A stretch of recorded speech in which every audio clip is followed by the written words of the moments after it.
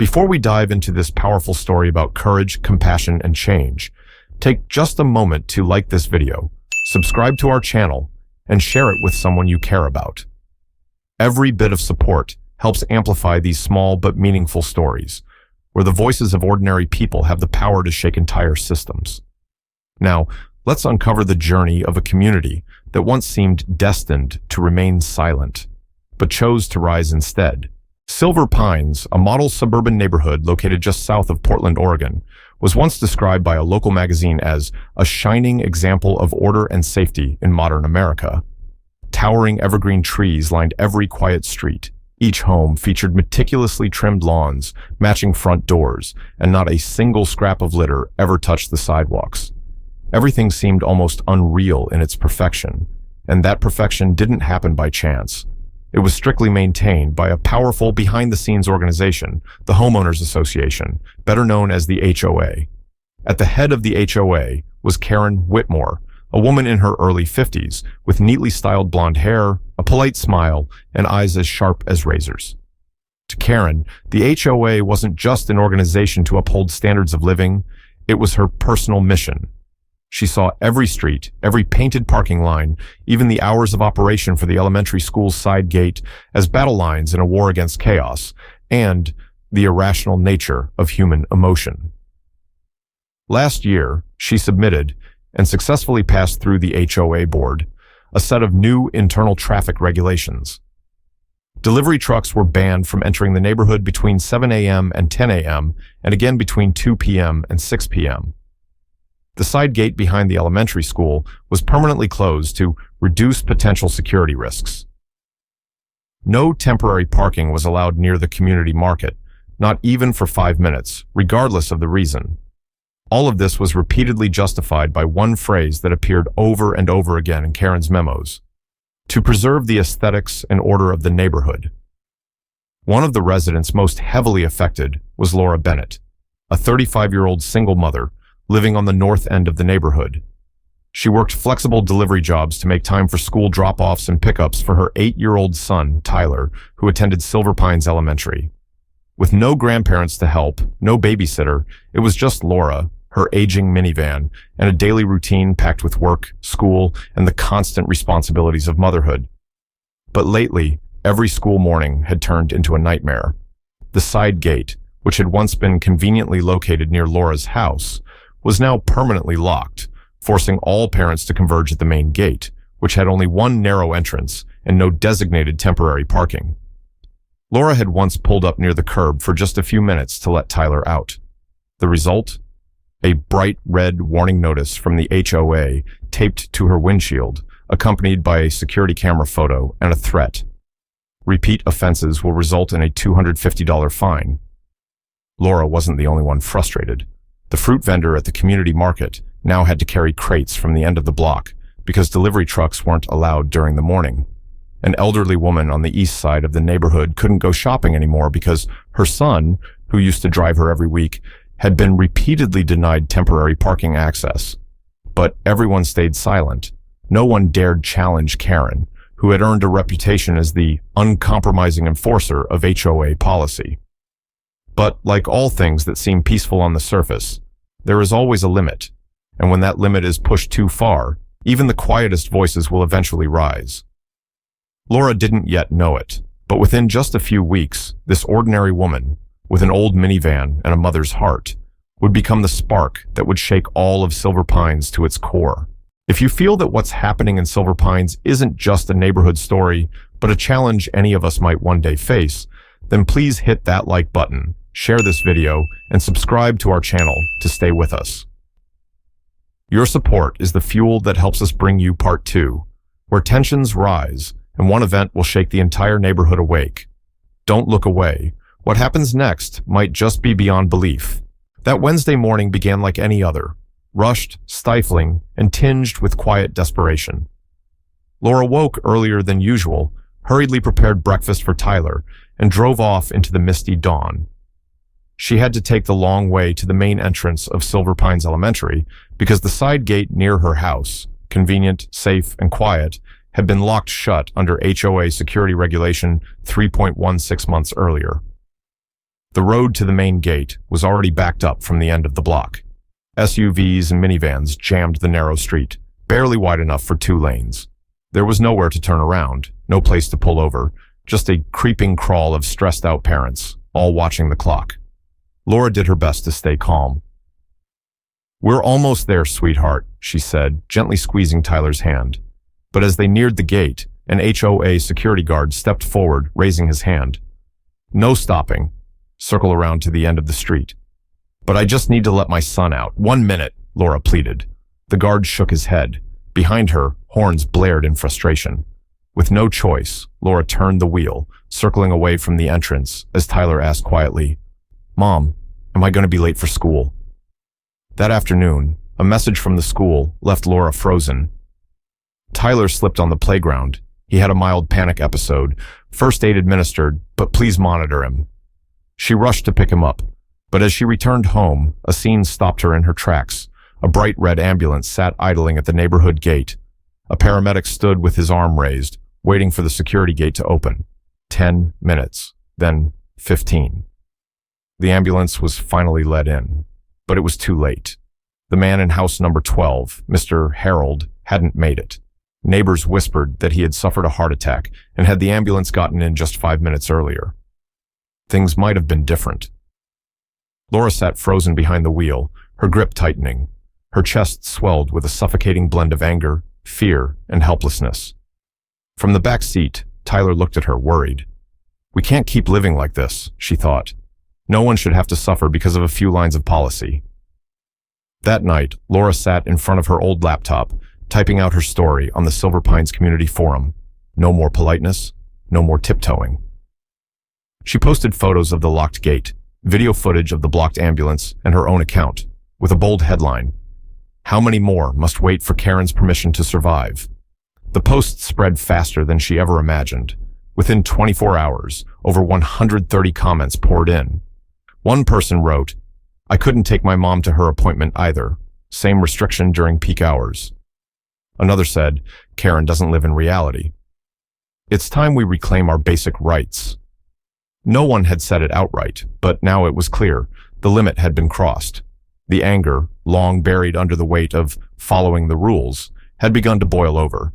And Laura, once just a quiet mother navigating survival, had just lit the first spark. On Saturday morning, when Laura woke up, she had no idea that the post she'd uploaded to the neighborhood forum the night before had already gained hundreds of views, shares, and, more importantly, responses from those who had once remained silent. Her inbox was flooded with confessions, evidence, photographs, and even thank you notes. An elderly woman named Martha sent a photo of her wheelchair, stuck at the entrance to the market, blocked by a curb that no longer met accessibility standards under the new HOA regulations. A single father shared that he had been fined $200 by the HOA for stopping for just 3 minutes to pick up his daughter during a rainstorm. In just 2 days, Laura had gathered over 40 personal stories, each one a painful glimpse into daily lives, restricted and reshaped by cold, unfeeling rules. But the real breakthrough came when she received a phone call from Mr. Russell Green, a retired traffic engineer living on the west side of the neighborhood. His voice was deep, calm, but resolute. "Ms. Bennett, I read your post, and I believe I can help. What the HOA is doing isn't just inhumane, it's in direct violation of federal engineering standards."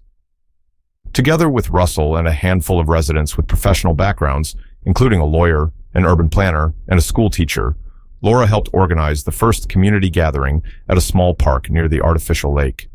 She wasn't sure how many would come, but when she saw over 80 residents show up, some bringing folding chairs, signs, and even cameras, she knew there was no turning back.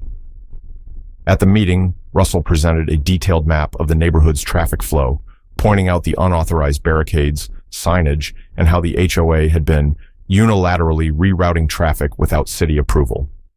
A teacher stood up and spoke about students being late every day for 2 months.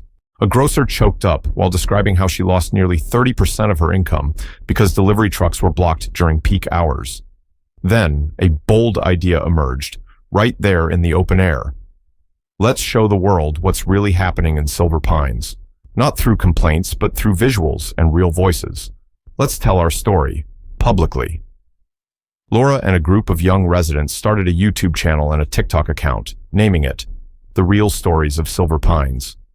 They filmed scenes like Ms. Martha struggling to push her wheelchair over a raised curb, Laura getting photographed by the HOA while picking up her son in under 10 seconds, the community market without proper disability access, and, most hauntingly, the footage of the ambulance being stopped at the HOA security barrier. In less than a week, the first video hit over 200,000 views, drawing thousands of comments from people in other communities who had experienced similar restrictions. The hashtag number #LetUsMove began trending across social media. Karen, however, did not react as many had expected. There was no press conference, no public statement. Instead, the HOA sent a formal legal notice demanding that Laura's group cease distribution of unauthorized imagery and remove content that damaged the neighborhood's public image. But this time, fear was no longer a chain. When the letter was shared online, the response from the community was louder than ever. This was no longer just Laura's fight.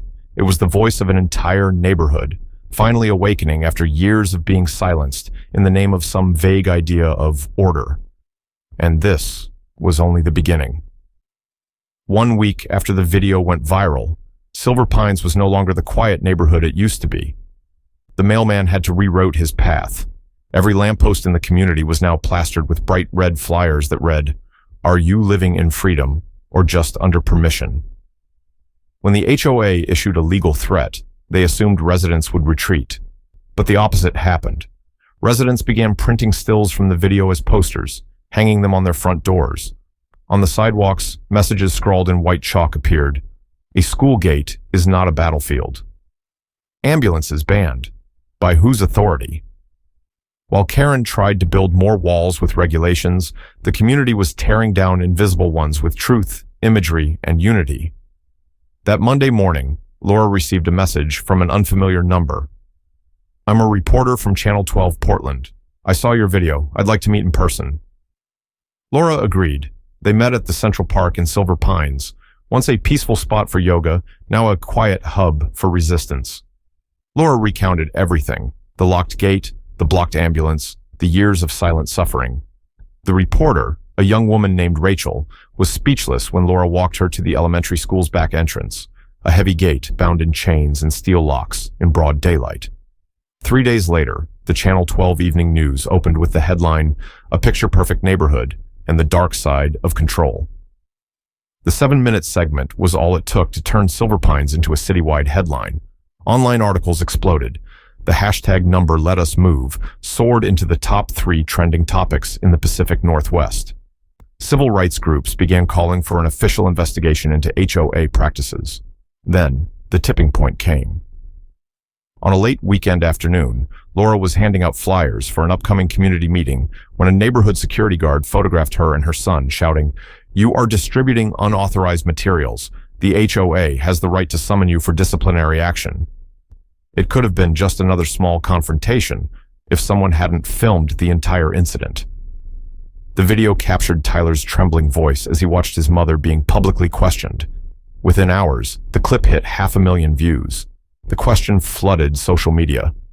Since when is handing out safety flyers for your child considered a crime? City officials could no longer ignore what was happening. A special meeting was called, with representatives from all sides, the press, and Karen. The meeting room was packed. Laura was the first to speak. No tears, no outrage. Just a voice full of truth. "We are not against rules. We are against how rules are being used as weapons to suppress people. A locked gate can kill someone. An inhumane regulation can kill an entire community." Karen responded, with polished words, rationales about collective good. But this time, no applause followed. A city council member stood up, voice firm. "We are ordering an immediate suspension of all internal traffic regulations enforced by the Silver Pines HOA. An investigation will be opened into abuse of authority and civil rights violations." Karen fell silent. The documents in front of her were no longer rules. They were evidence of the isolation she had created. The meeting ended with a long, resounding applause. Not just for Laura, but for an entire community that had reclaimed its voice. News of the city's special meeting spread like a hot wind cutting through a frozen winter. The residents of Silver Pines, once quiet murmurs behind closed doors, were now openly discussing, sharing, even organizing outdoor meetups to draft petitions and propose a complete reform of the HOA. Karen Whitmore, once a name spoken with caution, had now become the center of public outrage. She still tried to maintain composure during follow-up HOA meetings, but each of her statements was met with interruptions and piercing questions.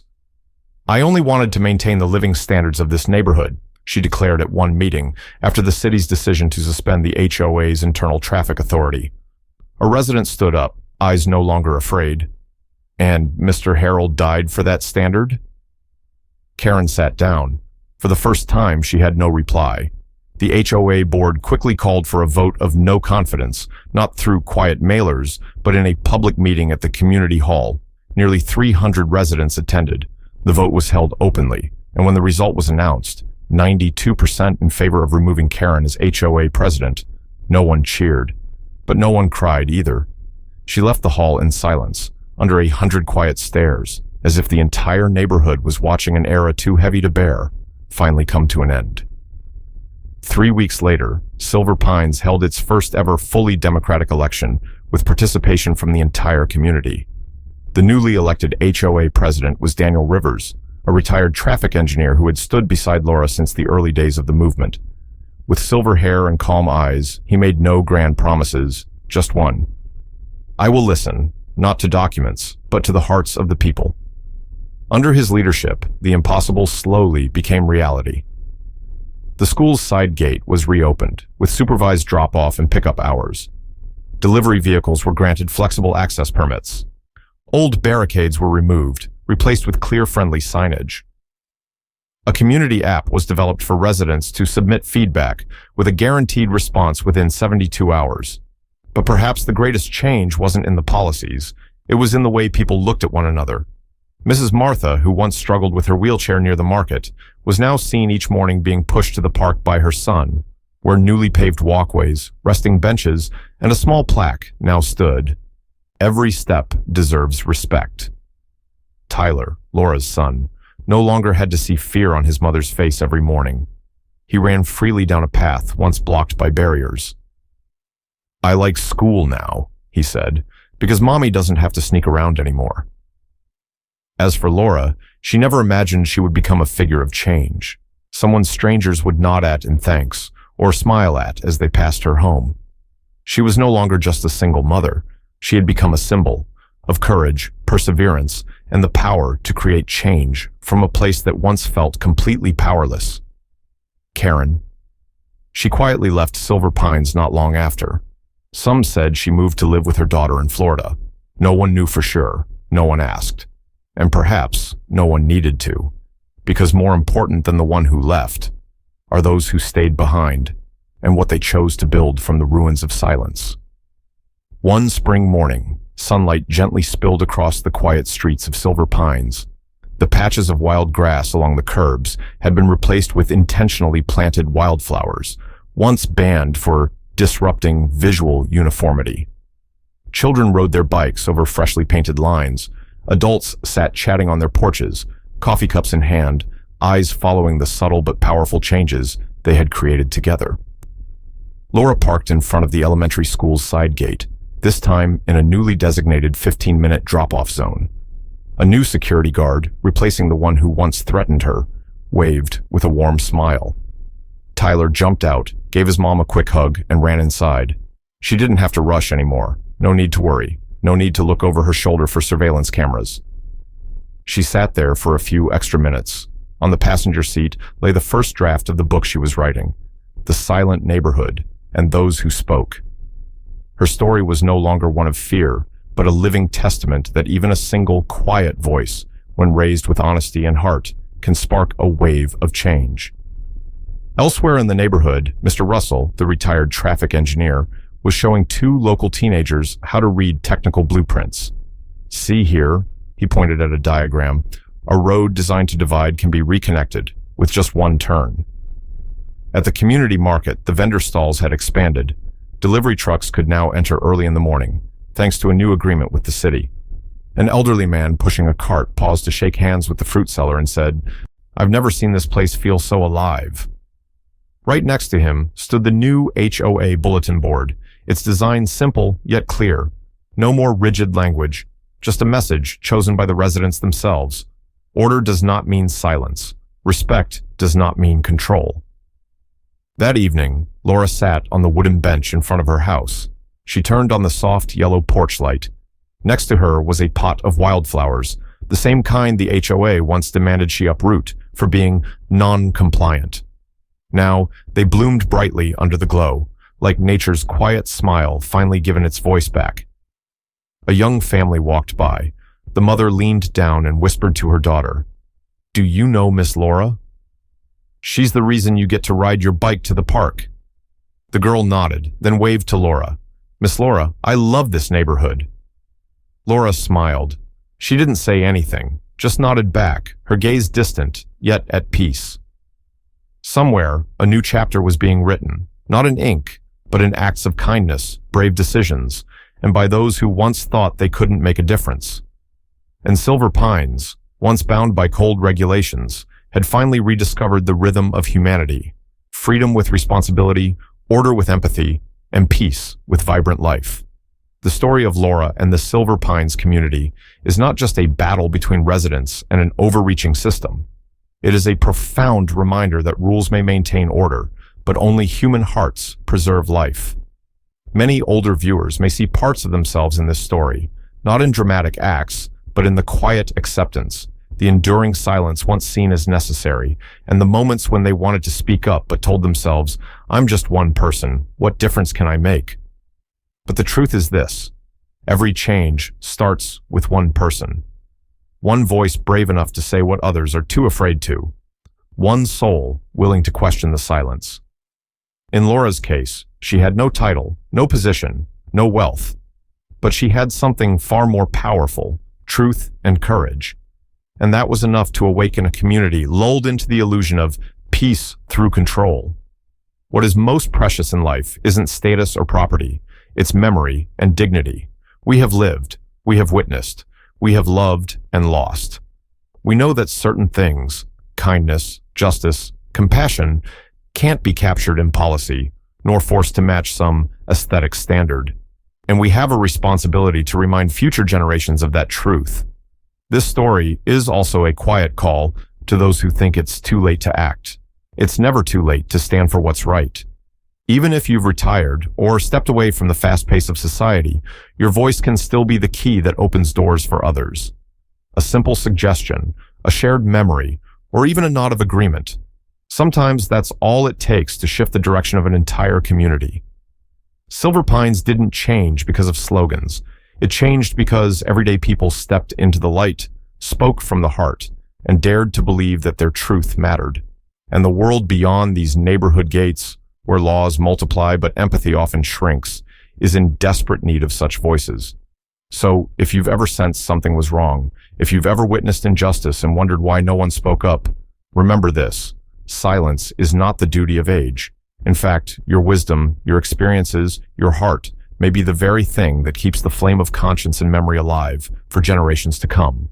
Because there are things, like love, truth, and humanity, that only a weathered, compassionate heart can truly understand.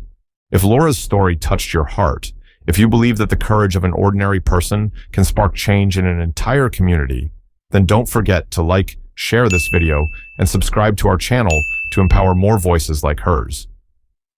Every bit of your support is more than just a click. It's a message that the voices of everyday people matter, that justice still has a place in our neighborhoods, and that silence will never be stronger than truth. Thank you for walking this journey with us. We'll see you in the next story, where justice always finds a way to be heard.